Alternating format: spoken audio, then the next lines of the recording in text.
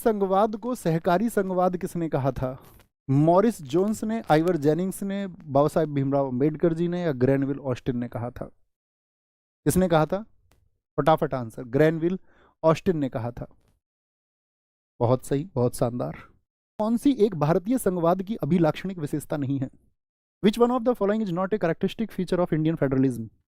किसकी बात करें? भारतीय संघवाद। जब भारत संघवाद जो कनाडा मॉडल पर आधारित है, क्या भारत के संघवाद में द्वैध शासन प्रणाली है? यही तो हमको संघवाद की तरफ झुकाव कराता है हमारा। हाँ जी, द्वैध, यानी कि केंद्र स्तर पर भी गवर्नमेंट है आपका और स्टेट लेवल पर भी गवर्नमेंट, स्टेट लेवल पर भी गवर्नमेंट है। भारतीय संविधान की 7वीं अनुसूची है जी भैया, यहां पर ही केंद्र और राज्यों के विषय बांटे गए हैं। ये भी संघात्मक की पहचान मैंने आपको बताई आज। देखो मैंने डी पे टिक कर दिया ना, यहाँ तो डी लिखने लग गए हैं कुछ, तो भैया मेरे ऊपर से गया।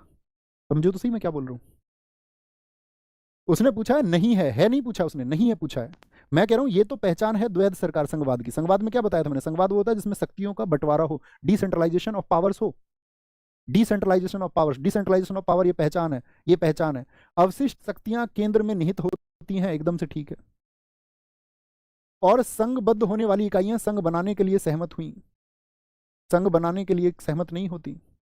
पारस्परिक सहमति जो होती है वो किसमें होती है? पारस्परिक सहमति जो होती है ना, वो होती है फेडरल में। जो अमेरिका में 50 स्टेट हुए थे, भारत में 50 स्टेट, क्या भारत में के जो स्टेट है क्या वो सहमत हुए थे? नहीं। भारतीय संघवाद के बारे में ये बात एकदम ठीक नहीं है कि यहाँ की इकाइयां संघ बनाने के लिए सहमत हुई। वो अमेरिका का उदाहरण है, अमेरिका का। तीसरा, केसी वेयर के अनुसार भारतीय संघवाद, एसएसबी में पूछा गया क्वेश्चन है, भारतीय संघवाद के संबंध में निम्नलिखित में से कौन सा कथन सही है? भारतीय संघवाद को क्या बताया था जरा समझे। हमने बात की थी आपका, कह रहे a federal state with subsidiary unitary principles, सहायक एकात्मक सिद्धांत वाला एक संघीय राज्य होगा। क्या भारत एक संघीय राज्य है यूनिटरी प्रिंसिपल्स के साथ में? या भारत एक में एक आपका केंद्रीकृत सरकार है, यूनिटरी प्रिंसिपल्स के साथ में भारत में एक सेंट्रलाइज्ड गवर्नमेंट है? या फिर एक केंद्रीकृत सरकार जिसका कोई संघीय सिद्धांत नहीं है?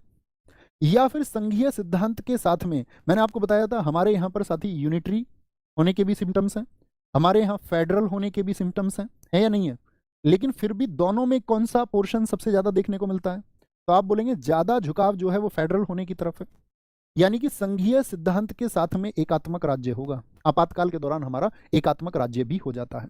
ज्यादातर दोस्तों का ऑप्शन डी और एकदम से ठीक, वेरी गुड। संघवाद का अर्थ क्या होता है? आज हमने संघवाद को समझा। अगर आप आंसर दे पाएंगे तो मजा आ जाएगा। बड़े ध्यान से देना, सभी विकल्पों पर नजर रखें।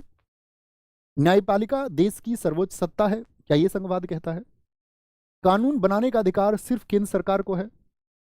या फिर देश चलाने के लिए जो राज्यों का संघ, या फिर देश में सरकार के एक से अधिक स्तरों का अस्तित्व? संघवाद क्या बताया था मैंने आपको? मैंने बोला एकात्मक सरकार, यूनिटरी गवर्नमेंट क्या होती है, आज ही हमने बात करी, जिसमें क्या होगा, सत्ता का केंद्रीकरण होगा, सिर्फ एक सरकार डिसीजन लेगी, एक सरकार। लेकिन संघात्मक का अर्थ क्या होगा? फेडरल होने का क्या मतलब होगा? फेडरल होने का मतलब होगा सरकार द्वैध स्तर पर होगी, यानी केंद्र स्तर पर भी और आपका राज्य स्तर पर भी। तो संघवाद में यही हमने समझा था कि केंद्र स्तर पर भी और राज्य स्तर पर भी, यानी देश में सरकार के एक से अधिक स्तरों का अस्तित्व, यही क्या होता है? संघवाद। भारत इसका एक उदाहरण है। बहुत बढ़िया, ये हम कर चुके थे आपका। भारतीय संविधान में सरकार का अर्धसंघीय रूप कहां से लिया गया है? जो हमारी संघीय व्यवस्था है, जिसको हम अर्धसंघीय व्यवस्था भारत के रूप में एकदम से बोलते हैं, तो क्या आयरलैंड से है? एसएससी जेई में पूछा गया प्रश्न है। या यूएसए से लिया गया है, ब्रिटिश से लिया गया, या कैनेडियन?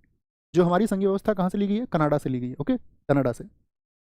निम्नलिखित में से कौन सा भारतीय संघीय प्रणाली की विशेषता नहीं है? एसएससी सीएचएसएल 26 अक्टूबर 2020।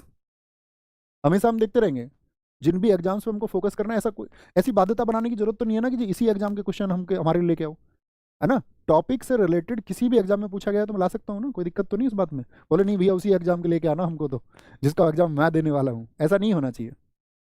बताओ भाई, सारे लोग आंसर करेंगे।